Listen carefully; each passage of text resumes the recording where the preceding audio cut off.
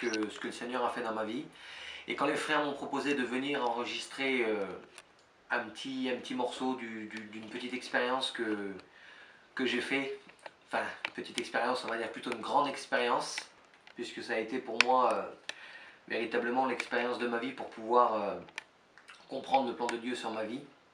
Ça fait 6 ans que j'appartiens au Seigneur maintenant, et puis j'avais ma femme qui était déjà chrétienne avant moi, et ça faisait déjà 7 ans avant moi qu'elle était chrétienne. Mais ça fait 12 ans maintenant qu'elle est atteinte d'une maladie, d'une spondylarthrite ankylosante. Et puis il y a eu cette longue période où elle était chrétienne et elle allait à la réunion seule, et puis qu'elle continuait de garder la foi pour obtenir sa guérison. Entre-temps, je me suis converti, et puis j'ai commencé à beaucoup prier pour ma compagne, je pense comme beaucoup de maris auraient fait. Et puis, peu de temps après ça, on a eu un heureux événement, donc le Seigneur nous a donné un petit garçon.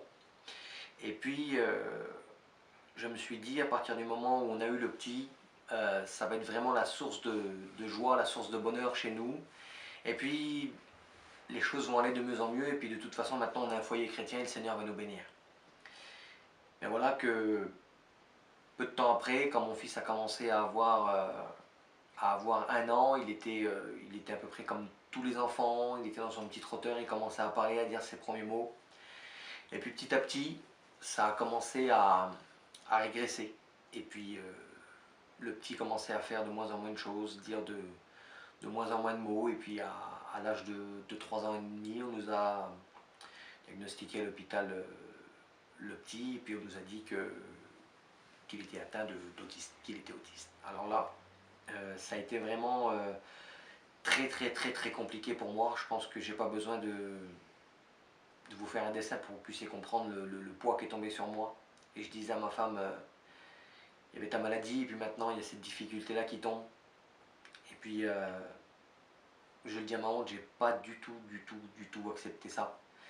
Et puis je suis rentré chez moi, et puis j'ai récupéré tous les bibles, j'ai récupéré mes petits carnets de notes, et puis tout ça, et puis j'ai tout rangé dans un sac et je les ai donnés à ma compagne, et puis je lui ai dit, prends tout, donne tout. Je lui ai dit, moi de toute façon je vais faire un grand break dans ma vie chrétienne. Et puis j'étais déçu, j'étais vraiment déçu, et j'étais très énervé. Et puis je commençais à appréhender l'avenir, ce qui allait se passer avec le petit. C'était déjà assez compliqué avec la maladie de ma femme. Et puis je disais au Seigneur, c'était pas comme ça que j'avais prévu les choses avec toi, j'attendais une évolution. Et puis je lui ai donné ce sac, et puis je lui ai dit, distribue tout à tout le monde. Et puis je voyais son visage à elle qui commençait à prendre peur, et puis elle me disait, mais non, il faut pas que tu fasses ça, il faut garder la foi, il faut qu'on reste fort. Et puis ce soir-là, j'ai parlé au Seigneur, je dis, Seigneur, écoute, je ne veux pas m'éloigner de toi, mais par contre, je vais faire un grand break. Je vais stopper les réunions, je vais moins aller à l'église, et puis voilà, je me contenterai de vivre ma vie chrétienne comme ça. J'irai de temps en temps à la réunion, et puis j'essaierai plus de grandir plus avec toi, et puis d'avancer. Voilà ce que j'ai dit au Seigneur. Et puis je me suis mis chez moi, et j'ai commencé à regarder la télévision, et je suis tombé sur une série à la télé, puis j'ai commencé à regarder. Alors que les autres soirs, ben, je lis naturellement. Et puis là, ben, comme j'avais tout remballé les bibles, mes livres dans ce sac-là, et ben, j'avais rien à lire. Et puis j'ai dit, ben, regarde Seigneur, habituellement je lis, et là ce soir même je vais regarder la télé. Donc, quelque part, je vous le dis, dans mon cœur, j'étais vraiment très, très touché.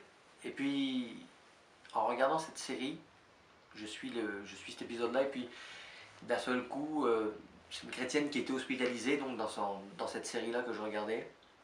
Et puis, elle est rentrée à l'hôpital, et quand elle est rentrée dans cet hôpital-là, elle a témoigné de Jésus à tout le monde.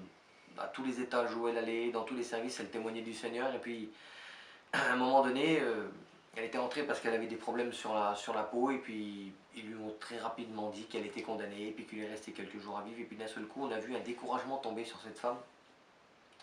Et puis, elle était seule dans la chambre, et le médecin est entré pour pouvoir changer la perfusion. Et puis, elle a posé une question au médecin. Elle était en train de pleurer, elle a dit qu'elle ne voulait pas mourir et qu'elle avait peur. Et puis, pendant que j'étais en train de regarder tout ça, j'étais en train de rien calculer. Je regardais une série, et puis j'avais même pas calculé que que le Seigneur était en train de me montrer quelque chose de très fort. Et puis, je pense que là, vraiment, le Seigneur s'est servi de la télévision pour me parler, là, ce jour-là. Et puis, elle va poser la question à ce médecin-là, elle va dire qu'elle ne veut pas mourir, elle va demander, elle va dire pourquoi il m'a abandonné. Et ce médecin-là en question va s'asseoir à côté d'elle. Il va lui dire, si vous voulez, je peux prier avec vous. Et il va lui expliquer qu'il était à l'école biblique quand il était plus jeune.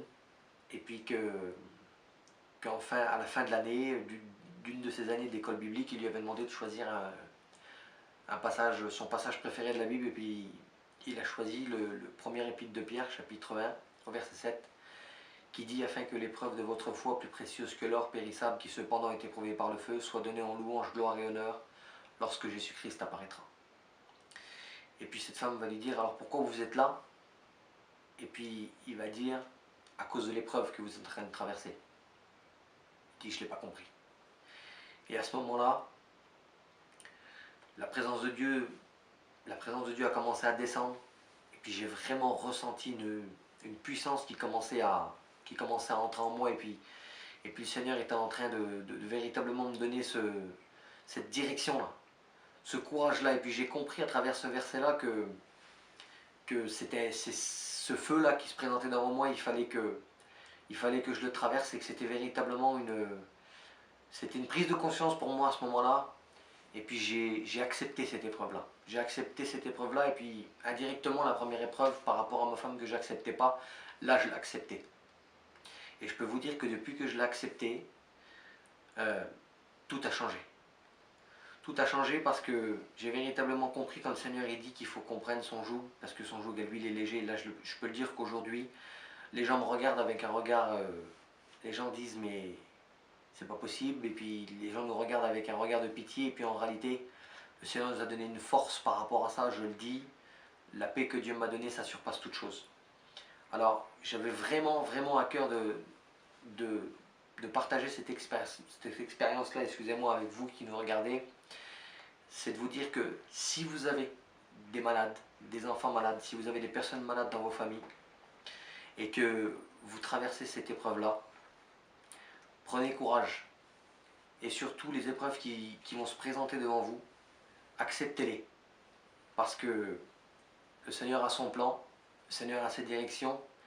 Et puis, vraiment, je vous encourage vraiment, lorsque l'épreuve arrive, à vous placer devant Dieu. Parce que, moi je le dis pour ma part, cette épreuve-là m'a permis vraiment, vraiment, vraiment de grandir dans le Seigneur.